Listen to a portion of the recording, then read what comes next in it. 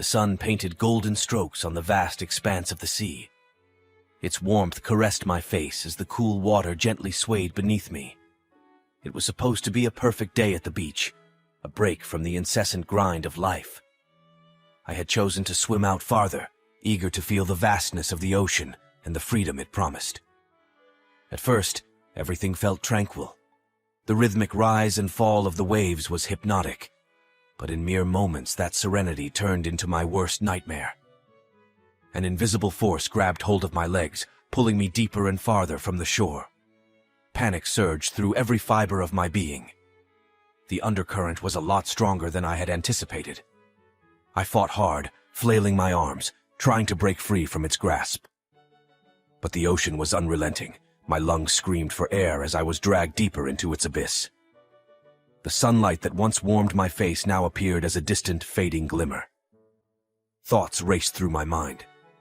Memories of family, of laughter, of moments taken for granted flashed before me.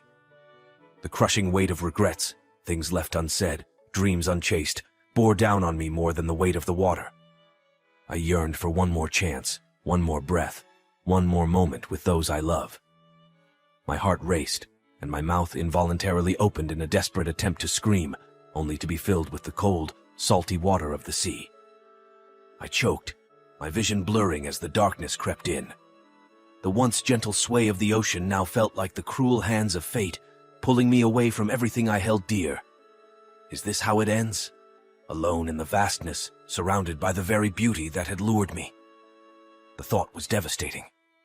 With my dwindling strength, I reached out, hoping against hope that someone, anyone, would grasp my hand and pull me back to the world of the living. The ocean's roar drowned out my silent pleas, its depths threatening to consume my very essence. In those final moments, the fragility of life became painfully clear. The sea, with all its beauty and might, held me in its grip, and all I could wish for was a miracle.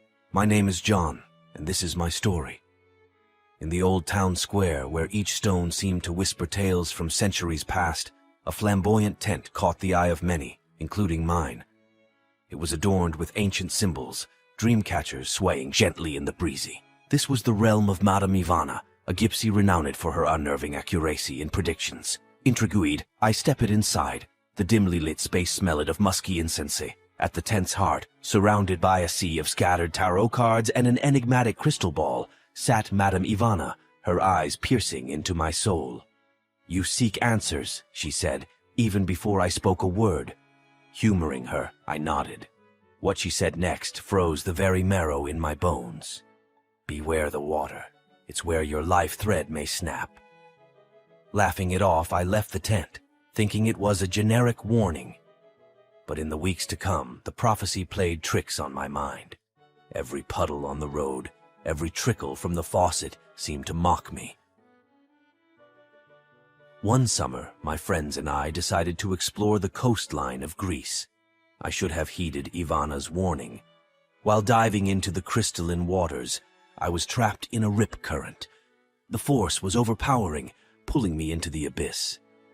Just when everything seemed to fade, a local diver rescued me. That incident anchored the gypsy's words firmly in my life. From that day, water and I became sworn enemies. I moved to a city far from any large water body. Swimming pools were avoided, rain was detested, and even beverages were consumed with caution. Years slipped away, turning the fervor of youth into the wisdom of age.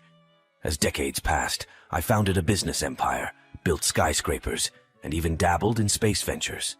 My story was of a man who touched the stars but feared water on his home planet. Elena, my lifelong companion, was my pillar. She stood by my quirks, lovingly teasing yet understanding my phobia. Our mansion, away from the city's hustle, was my sanctuary. Elena's one condition in designing it was to have a grand bathroom with a luxurious bathtub. She hoped one day I'd conquer my fears. Our 50th wedding anniversary was a grand event. "Post the celebrations," Elena whispered.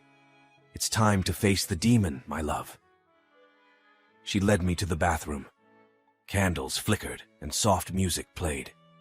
With trepidation, I stepped into the tub. The water was warm, welcoming even. With Elena by my side, my fears began melting away. We laughed, reminiscing about our journey together.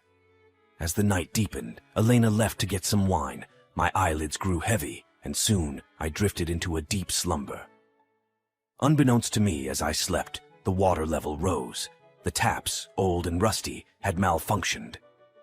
Water gushed out, inch by inch, covering my face. Elena returned to a sight she'd never imagined. Her love, her life, drowned in the very tub meant to cleanse his fears. From an ethereal plane, I watched the aftermath. The sorrow, the guilt, and the heartbreaking pain. But amidst it all, I realized something profound. It wasn't the gypsy's words that had sealed my fate. It was my relentless pursuit to avoid it. If I had faced my fear earlier, understood its depths, perhaps destiny would have spun a different tale. Life is unpredictable, filled with twists and turns. Some come as prophecies, while others lurk in our daily choices. In my journey, I learned that sometimes running away from destiny makes us collide with it head-on. In trying to outsmart fate, we might just become its puppet. And in my last earthly moment, wrapped in water's final embrace, the gypsy's prophecy came hauntingly alive.